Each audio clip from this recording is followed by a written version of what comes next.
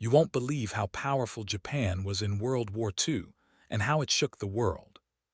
Japan didn't just fight in World War II. They dominated half the planet in less than 6 months, and what they built during that time still doesn't make sense to most people today. December 1941, Pearl Harbor burns. American battleships sink into Hawaiian waters, but that's just the opening move. While the world watches Hawaii, Japanese forces are already moving across the Pacific like a tidal wave. Singapore falls, the Philippines crumble, Hong Kong surrenders, Burma collapses, and this is all happening at the same time. In 6 months, Japan conquers more territory than Nazi Germany did in 2 years. So how did this island nation become so terrifyingly powerful? The answer is way more complicated than you think. Here's what doesn't add up. Japan is smaller than California. They have almost no natural resources, no oil, limited steel, barely any rubber. Their population in 1941 is about 73 million people, which sounds like a lot until you compare it to the enemies they're fighting. China has over 500 million people. The Soviet Union has almost 200 million. The United States has 132 million. Britain controls an empire with hundreds of millions more. On paper, Japan should lose, badly, quickly. But they don't. Instead, they build the third largest navy in the world.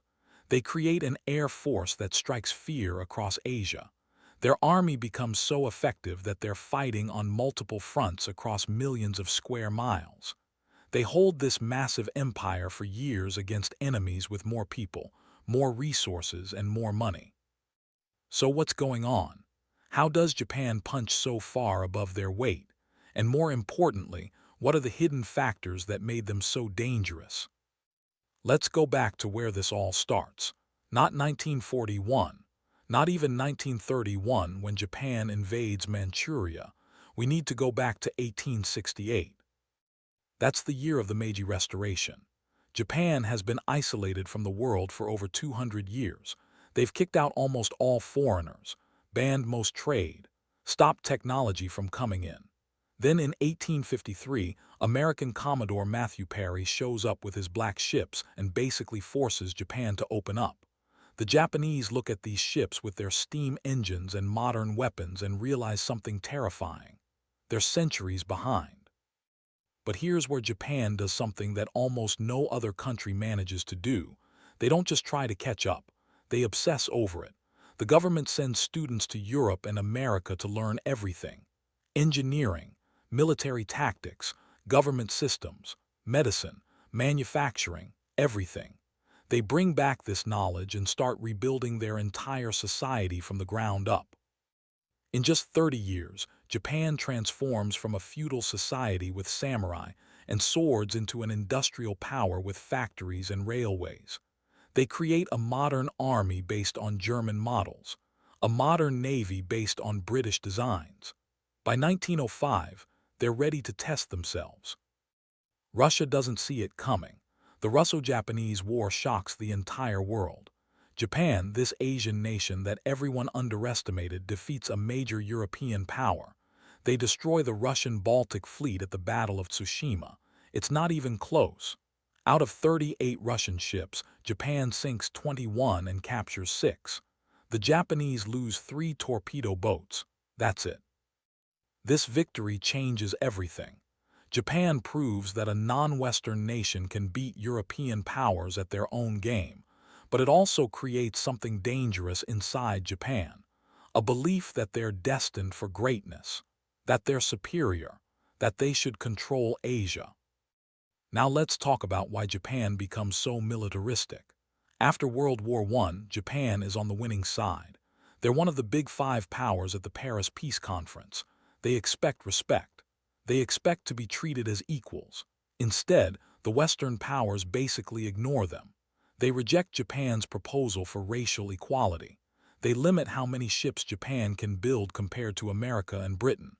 They create trade barriers that hurt Japanese exports.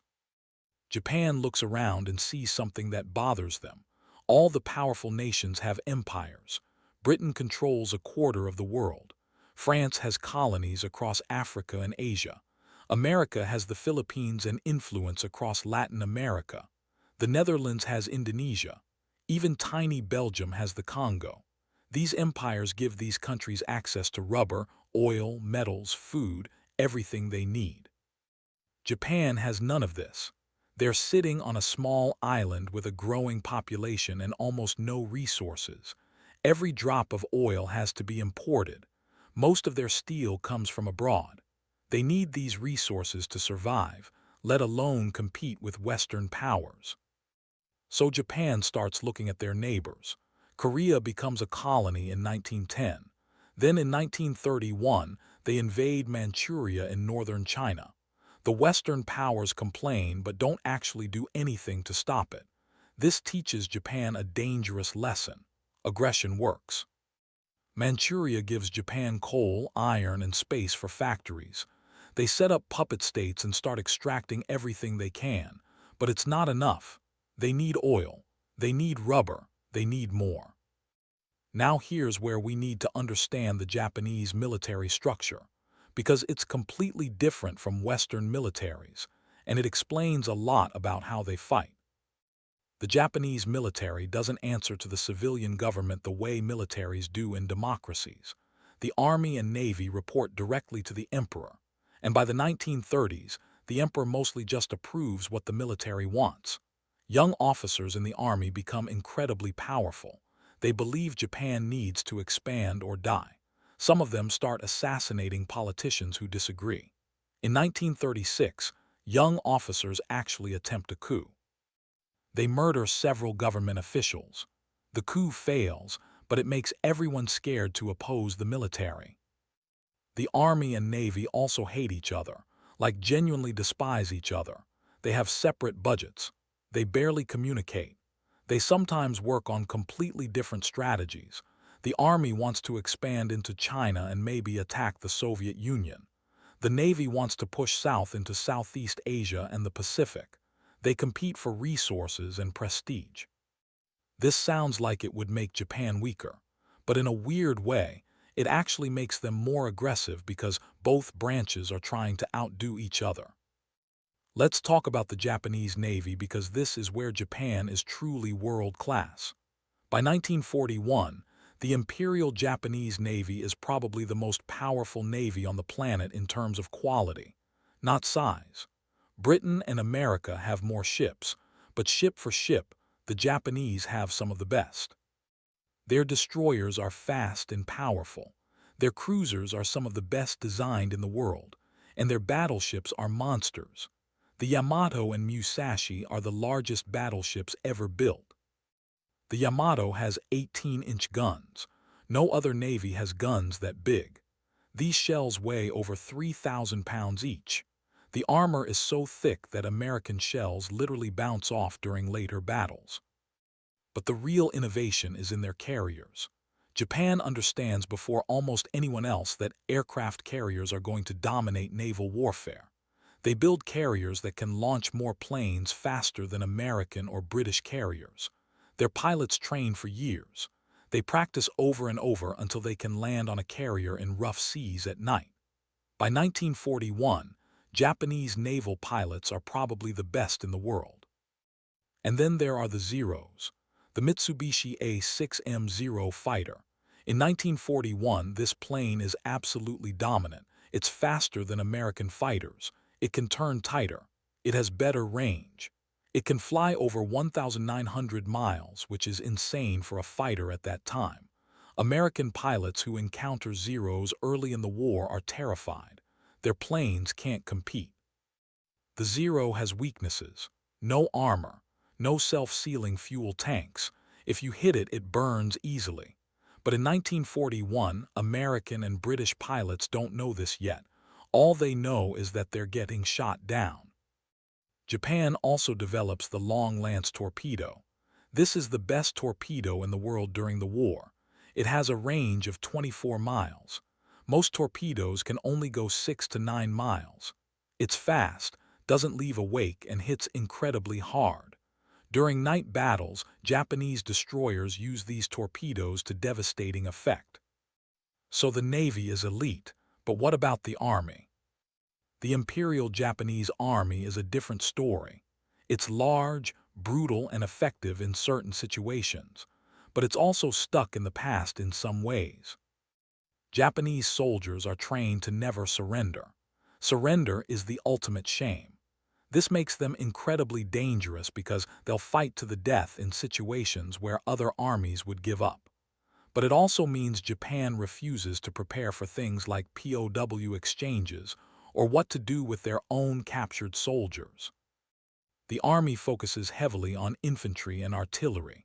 They're excellent at jungle warfare. Japanese soldiers can move through terrain that other armies think is impossible. They travel light. They can survive on very little food.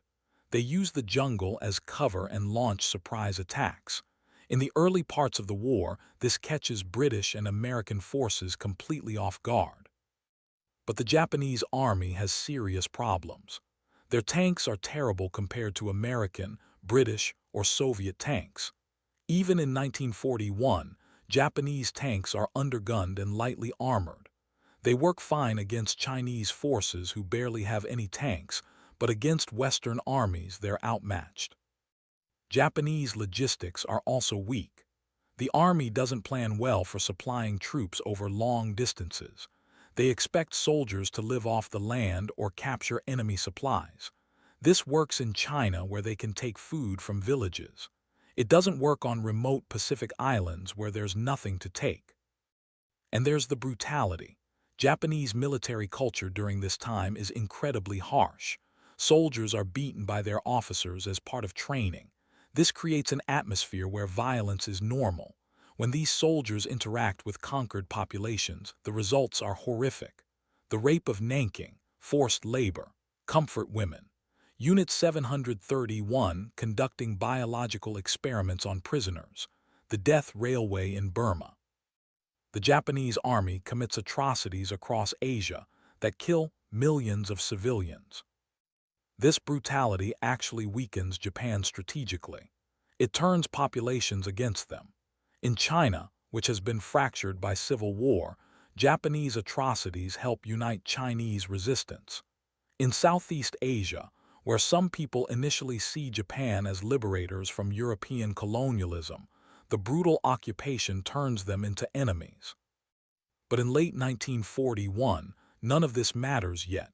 Japan is at its peak, so let's talk about just how powerful they are at this moment. Japan's strategy going into the war is based on a concept called the Southern Expansion. They need oil. The Dutch East Indies, which is modern Indonesia, has oil fields. They need rubber. Malaya and French Indochina have rubber plantations. They need rice to feed their army. Southeast Asia has rice. The problem is that America won't let them just take all this. The U.S. has been supporting China against Japan. They've put embargoes on oil and steel exports to Japan. By mid-1941, Japan is running out of oil. They have maybe 18 months of reserves. After that, their navy can't operate. Their air force is grounded. Their economy collapses. So Japan faces a choice: back down and give up their empire, or attack and try to grab the resources they need before they run out. They choose attack. But they know America will fight back. So the plan is to hit America so hard at the start that it buys Japan time. Sink the American Pacific Fleet at Pearl Harbor. Then grab everything in Southeast Asia before America can respond. Build a defensive perimeter across the Pacific. Make it so costly for America to attack that they'll negotiate peace and let Japan keep their empire. It's a huge gamble, but in December 1941, it works better than anyone expects. Pearl Harbor happens on December 7, 1941. Japanese carriers launch 353 aircraft in 2 waves. They sink or damage 8 battleships. They destroy 188 aircraft. Over 2,400 Americans die. It's a tactical masterpiece. The American Pacific Fleet is crippled. But Pearl Harbor is just the beginning. On the same day, Japan attacks the Philippines, Guam, Wake Island, and Thailand. The next day, they invade Malaya and start pushing toward Singapore. What happens next is one of the most stunning military campaigns in history. In just 6 months, Japan conquers an area of over 3 million square miles. Let me put that in perspective. Nazi Germany took over most of Europe in about 2 years. Japan conquers more territory than that in half a year. Let's go through this step by step, because the speed is incredible. December 8, 1941. Japan invades Thailand. Thailand resists for a few hours, then surrenders. Japanese forces immediately start using Thai territory to attack British Malaya. December 10, 1941. Japanese aircraft sink the British battleship HMS Prince of Wales and battlecruiser HMS Repulse off the coast of Malaya.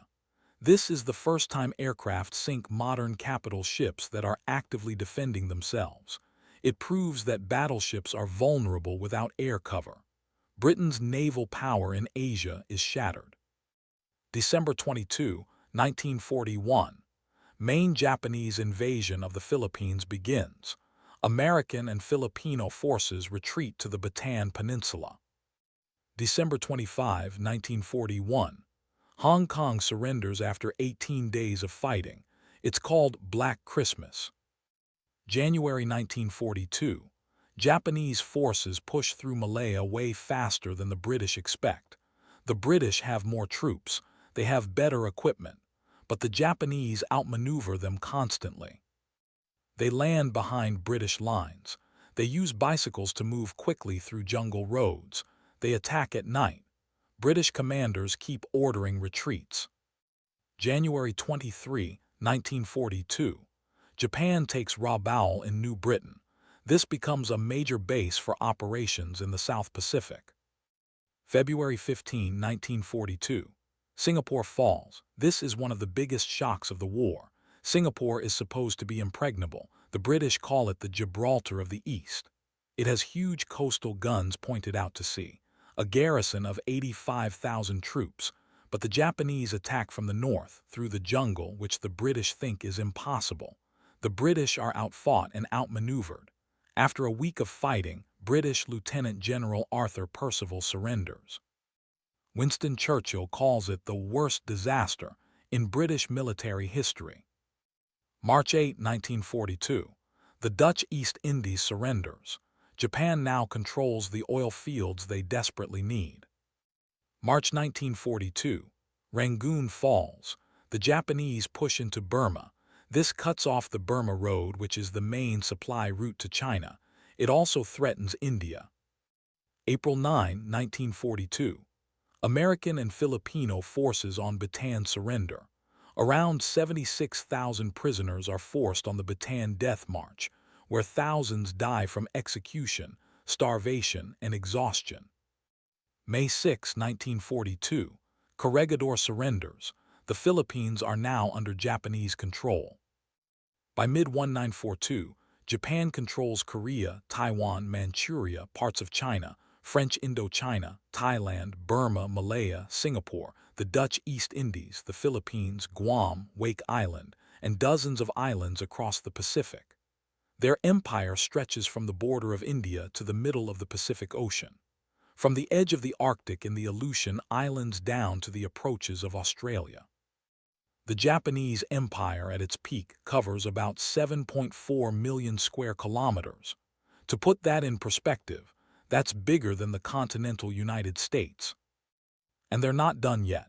In April 1942, Japanese carriers raid the Indian Ocean. They sink the British carrier HMS Hermes, 2 cruisers, and several other ships. British forces retreat to East Africa because they can't match Japanese naval power. Japan essentially controls the Indian Ocean for a few months. So at this point, mid-1942, Japan looks unstoppable. They've defeated every enemy they've faced. Their empire is massive. Their military seems invincible. But there are cracks in the foundation that most people don't see yet. First, Japan's economy cannot support this empire. Their industry is impressive for an Asian nation, but it's nowhere near American or Soviet levels. In 1941, America produces 4.8 million tons of steel. Japan produces about 6.8 million tons, but America also has oil, rubber, copper, everything they need. Japan has to ship everything from conquered territories, and American submarines are already starting to sink those transport ships. Second, the Japanese Army and Navy are stretched incredibly thin. Holding this massive empire requires troops everywhere, garrisoning islands, occupying cities, fighting in China, where the war never stops. Japan has about 2.3 million men in uniform by 1942, which sounds like a lot until you realize they're spread across millions of square miles. Third, those early victories came against unprepared enemies. The Americans at Pearl Harbor were caught completely by surprise. The British in Malaya were poorly led and didn't expect jungle warfare. The Dutch in Indonesia had a tiny garrison. But as the war goes on, Japan is going to face enemies who are ready and who have more resources. Fourth, Japan's plan assumes America will negotiate. This is a massive miscalculation. Pearl Harbor doesn't make America want peace. It enrages them. American industrial capacity is about to turn on like a machine that Japan can't comprehend.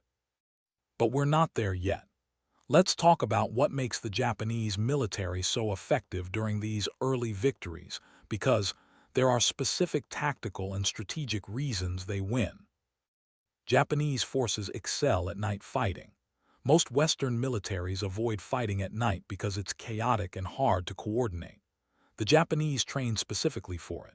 Their soldiers can navigate in darkness. Their naval crews practice night battles over and over. At the Battle of Savo Island in August 1942, Japanese cruisers surprise American and Australian ships at night and sink 4 cruisers without losing a single ship. The Americans are completely unprepared for the intensity and precision of a night engagement. Japanese commanders are also willing to take risks that Western commanders avoid. They make bold moves, amphibious landings behind enemy lines, attacks through terrain that's supposed to be impassable. Aggressive carrier strikes deep in enemy territory.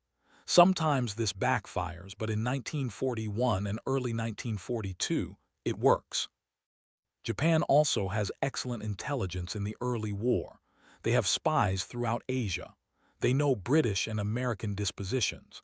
They've studied their enemies' tactics. Meanwhile, American and British intelligence underestimates Japan badly. There's a racist assumption that Japanese soldiers and pilots can't be as good as Western forces. This assumption gets a lot of people killed. The Japanese military also benefits from experience. Their army has been fighting in China since 1937. Their pilots have combat experience. Compare this to American forces in late 1941, most of whom have never seen combat. And then there's the fanaticism. Japanese soldiers believe in their cause completely. They've been taught that the emperor is divine, that Japan is destined to lead Asia, that death in battle is honorable. This makes them willing to take casualties that would break other armies. At the Battle of Milne Bay in August 1942, Japanese Marines assault Australian positions repeatedly, taking devastating casualties, because they've been ordered to take the position and retreat is unthinkable. This fanaticism is a double-edged sword, though. It makes Japanese forces incredibly dangerous, but it also means they can't adapt when things go wrong. If the plan fails, there's no flexibility. Officers would rather die than admit defeat. Now let's talk about the turning points, because Japan's power peaks in mid-1942 and then starts to decline. There are 3 battles that change everything. The Battle of the Coral Sea in May 1942 is the first time the Japanese advance is stopped. It's also the first naval battle where the ships never see each other. Everything is done with aircraft from carriers. The battle is technically a draw. Japan sinks more ships, but they're forced to turn back from invading Port Moresby in New Guinea. For the first time, Japan doesn't achieve their objective. Then comes Midway in June 1942. This is the big one. Japan wants to destroy what's left of the American Pacific Fleet and capture Midway Island. Admiral Yamamoto, who planned Pearl Harbor, puts together a massive operation. 8 carriers, 11 battleships, dozens of cruisers and destroyers, hundreds of aircraft. The Americans have 3 carriers and intelligence that tells them exactly where the Japanese are coming. On June 4, American dive bombers catch 3 Japanese carriers with their decks full of armed and fueled aircraft. In 5 minutes, 3 carriers are burning. The 4th carrier, Hiryu, is sunk later that day. Japan loses 4 fleet carriers, over 200 aircraft, and many of their best pilots. Midway is catastrophic for Japan. These carriers can't be replaced quickly. More importantly, the pilots can't be replaced at all. Japan's training program is small and elite. They don't have a system for rapidly training new pilots the way America does. As the war goes on, Japanese pilot quality drops while American pilot quality keeps improving. Then there's Guadalcanal. From August 1942 to February 1943, Japan and America fight over this miserable jungle island in the Solomon Islands. It becomes a meat grinder. The fighting is brutal. The naval battles around the island are some of the most intense of the war. Both sides pour in reinforcements. Japan loses at Guadalcanal and it reveals all their weaknesses. They can't supply their troops properly. Thousands of Japanese soldiers starve. Their army takes over 30,000 casualties, most from disease and malnutrition. The Navy loses 2 battleships, a carrier, numerous cruisers and destroyers, and hundreds more aircraft and pilots. After Guadalcanal, Japan is on the defensive. They never launch another major offensive. From 1943 onward, it's America attacking and Japan retreating. But here's the thing. Even in decline, Japan is still incredibly dangerous. They hold their empire for 3 more years. They make America pay for every island. Tarawa, Saipan, Iwo Jima, Okinawa. These battles are incredibly costly. Let's talk about why Japan stays powerful even when they're losing. The Japanese military creates an extensive system of fortifications across the Pacific. On islands they know America will attack. They dig deep bunkers. They create interlocking fields of fire. They put guns in caves that are almost impossible to destroy. American Marines at Peleliu find that Japanese defenders have created such effective fortifications that the planned 3-day operation takes over 2 months and causes massive casualties. Japan also starts using kamikaze attacks. In October 1944, the first organized kamikaze units attack American ships in the Philippines. The concept is simple. Load a plane with explosives and crash it into an enemy ship. It's a one-way mission. The pilot dies. By American standards, this is insane. But in Japanese military culture, it makes a twisted kind of sense. Japan is running out of fuel. They don't have enough fuel to train pilots properly anymore. A barely trained pilot can't win a dogfight against an experienced American pilot, but he can fly his plane into a ship. One plane might damage or sink a ship worth millions of dollars and hundreds of crew.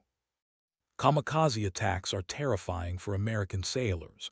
You can shoot down most of them, but some get through. At Okinawa, kamikazes sink 36 ships and damage 368 more. Over 4,900 American sailors die from kamikaze attacks. Japan also develops other suicide weapons. Chiton torpedoes, which are basically manned torpedoes. Shinio boats, which are small boats loaded with explosives meant to ram ships.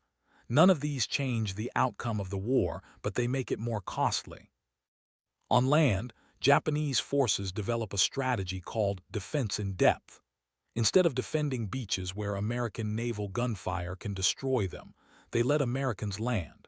Then they fight from fortified positions inland. They turn every ridge, every cave, every building into a strongpoint. They force Americans into close combat where American advantages in firepower matter less. At Iwo Jima, 22,000 Japanese defenders hold out for 36 days against 70,000 American Marines supported by massive naval and air power. Almost all the Japanese die, but they inflict 26,000 American casualties, including nearly 7,000 dead. This is the Japanese military in the later war. They know they're going to lose, but they're going to make victory as expensive as possible. The hope is that America will get tired of the casualties and negotiate some kind of peace that lets Japan keep something. It doesn't work because America has decided that only unconditional surrender is acceptable, but it does make the war longer and bloodier. Let's talk about Japanese industry and technology, because this is an area where Japan is both impressive and limited. Japan produces some excellent weapons. The Zero fighter we talked about earlier, the Type 93 Long Lance torpedo. Their optical equipment for rangefinders and bomb sights is among the best in the world. They developed the Yamato-class battleships, which are technological marvels even if they prove to be obsolete. But Japan can't produce enough of anything. In 1943, America produces over 85,000 aircraft. Japan produces about 16,000. In 1944, America produces about 96,000 aircraft. Japan produces about 28,000. And Japanese planes by 1944 are inferior to American planes. The new American fighters like the Hellcat and Corsair are better than anything Japan has. Japan tries to develop new technology to catch up. They work on jet engines. They create the Kikka, which is essentially a copy of the German Me-262 jet, but it comes too late and in too small numbers. They develop the I-400 class submarines, which are enormous and can carry aircraft. The idea is to launch surprise attacks on the Panama Canal or American West Coast. Again, too little, too late. Japanese radar technology falls behind. Early in the war, they have decent radar, but they don't prioritize it, and by mid-war, American radar is far superior. This gives American forces huge advantages in detecting Japanese ships and aircraft. Japan also fails at logistics. They don't have enough transport ships. American submarines sink Japanese merchant ships faster than Japan can build new ones. By 1944, Japan's economy is choking because resources from Southeast Asia can't reach the home islands. The oil fields they conquered in Indonesia don't help if the oil can't get to Japan. There's also the strategic bombing campaign. American B-29 bombers start hitting Japanese cities in 1944. By early 1945, they switch from high-altitude precision bombing to low-altitude incendiary attacks. Japanese cities, which are mostly made of wood, burn easily. The firebombing of Tokyo in March 1945 kills over 100,000 people in one night. By August 1945, most major Japanese cities are in ruins. So by mid-1945, Japan is defeated. Their navy is destroyed. Their air force barely exists. Their cities are burning. They've lost all their conquered territories except parts of China and Korea. American forces are preparing to invade the home islands. But Japan refuses to surrender. The military leadership believes surrender is impossible. They start preparing for Ketsugo, the decisive battle for Japan. The plan is to mobilize every available person. Civilians with bamboo spears, suicide boats, kamikaze planes, anything to make an American invasion so costly that America gives up. American planners estimate that invading Japan could cause 1 million American casualties. Japanese casualties, military and civilian, could be in the tens of millions. Then the atomic bombs drop. Hiroshima on August 6, Nagasaki on August 9. The Soviet Union declares war and invades Manchuria on August 9. Even then, Japan's military leadership wants to keep fighting. There's an attempted coup by officers who refuse to accept surrender. It fails. On August 15, 1945, Emperor Hirohito announces Japan's surrender in a radio broadcast. Most Japanese people have never heard his voice before. Many don't understand his formal language, but they understand that the war is over. Japan officially surrenders on September 2, 1945, aboard the USS Missouri in Tokyo Bay. So how powerful was Japan in World War II? At their peak, they were one of the most powerful military forces on the planet. Their navy was world-class. Their pilots were elite. Their army was battle-hardened and fanatical. They conquered an empire that stretched across millions of square miles. They defeated every enemy they faced in the first 6 months of the war. But Japan's power had fundamental limits. Their economy was too small. Their resources were too limited. Their empire was too spread out. They were fighting enemies with far more industrial capacity, and they made strategic blunders that they couldn't recover from. Attacking America guaranteed they'd face an enemy with 10 times their industrial production. Treating conquered peoples brutally ensured those populations would resist rather than cooperate. Refusing to surrender even when defeat was certain meant their country was destroyed. Japan in World War II is a story of a nation that achieved incredible things through planning, training, and willpower. But it's also a story of a nation that overreached disastrously and paid an enormous price. The power of Imperial Japan wasn't just about ships and planes. It was about a military culture that demanded perfection, about leaders willing to take enormous risks, about soldiers who would rather die than surrender, about a nation that transformed itself in just 70 years from a feudal society to an industrial power that challenged the greatest empires on Earth. But that same culture created blind spots. The refusal to surrender meant Japan fought long after victory was impossible. The brutality toward conquered peoples turned potential allies into enemies. The belief in Japanese superiority led to underestimating enemies like America and overestimating their own capabilities. Japan's power in World War II was real and terrifying, but it was also limited and ultimately unsustainable. They won spectacular victories but couldn't win the war. They built an empire but couldn't hold it. They showed incredible strength, but that strength had an expiration date. Understanding Japan's power means understanding both what they achieved and why it wasn't enough. The Japanese military performed incredible feats. But wars aren't won by feats. They're won by resources, production, and the ability to sustain operations over time. Japan had the will to fight. They had tactical excellence, but they didn't have the industrial base to compete with America. They didn't have the strategic depth to fight a long war, and they didn't have the flexibility to adapt when their initial strategy failed. Subscribe if you want more forgotten history that actually matters.